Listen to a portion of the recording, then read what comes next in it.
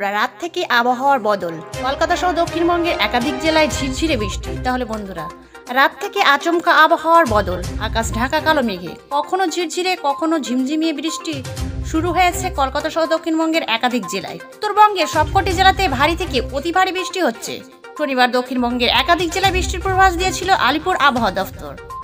কলকাতার পাশাপাশি হাওড়া, হুগলি, উত্তর চব্বিশ পরগনা, দক্ষিণ চব্বিশ পরগনা, পূর্ব মেদিনীপুর, পশ্চিম মেদিনীপুর, ঝাড়গ্রাম, পুরুলিয়া, বাঁকুড়া, পূর্ব বর্ধমান, পশ্চিম বর্ধমান, বীরভূম, মুর্শিদাবাদ এবং নদিয়ায় বৃষ্টি হতে পারে বলে জানিয়েছে আলিপুরা হাওয়া অফিস। সে মতোই রাত থেকে নেমেছে বৃষ্টি, যদিও বৃষ্টির তীব্রতা বেশি নয়।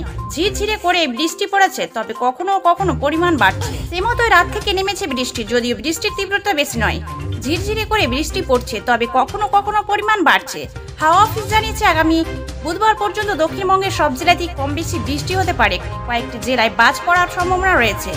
পশ্চিম বর্ধমান, বীরভূম, মুর্শিদাবাদ, নদিয়ায়, দুই চব্বিশ পরগনা, কলকাতা ও হাওড়াতেও বজ্রবিদ্যুতের সতর্কতা থাকছে। অন্যদিকে উত্তরবঙ্গের আলিপুরদুয়ারে ভারী থেকে অতি ভারী বৃষ্টির সম্ভাবনা রয়েছে। ওই জেলায় জারি করা হয়েছে কমলা সতর্কতা। পাশাপাশি দার্জিলিং, কালিম্পং, জলপাইগুড়ি, কোচবিহার, উত্তর দিনাজপুর ও মালদায় ভারী বৃষ্টি হতে পারে। রবিবার ও সোমবারও ভারী বৃষ্টি হতে পারে দার্জিলিং, জলপাইগুড়ি, আলিপুরদুয়ার, কোচবিহার ও উত্তর দিনাজপুরে।